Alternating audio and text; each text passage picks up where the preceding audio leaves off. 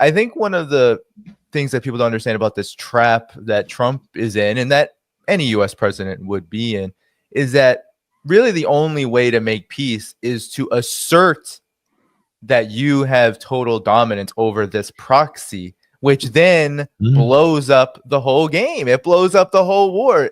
The United States would have to settle with Russia, essentially expose itself, as it's been trying really hard to do, expose itself as the actual puppet master and not simply the mediator, which it is posing right now. Your thoughts?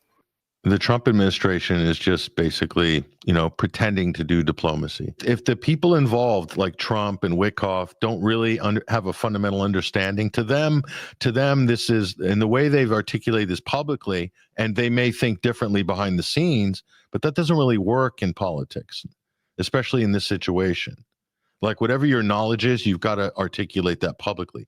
But to them, it's a real estate dispute. It's a land and a border dispute. No, it's much, much deeper than that. This is a national security issue. It's an existential issue. This is an extension in many ways of the Cold War. This is about collective security. It's in the indivisibility of security. If I say security indivisibility to Donald Trump, is he going to understand what that means? Is he going to have any idea, or is that going to go like right over his head? And if that's the case, then this guy can't do anything. He's not going to deliver anything.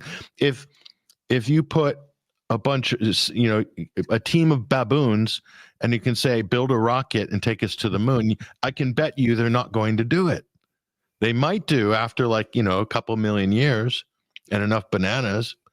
But so if the people that we see that don't even understand or know what the Minsk peace process was, the fact that it was codified as a UN Security Council Resolution 2202, if they don't understand that, why that broke down and what it led to and what was going on behind the scenes, if they don't understand any of this, then there's no way that team of baboons is going to take us to the moon with a peace deal. It's impossible. They're out of their depth. So if that's who's in charge, unless there's a secret team of geniuses behind the scenes that we don't see, I think nothing's going to happen here. From that point of view, Trump is painted himself into such a corner. He's raised expectations to such a degree. He was elected on stopping this, and he's done just the opposite. If you're a co-belligerent, you can't pretend to, referee negotiations.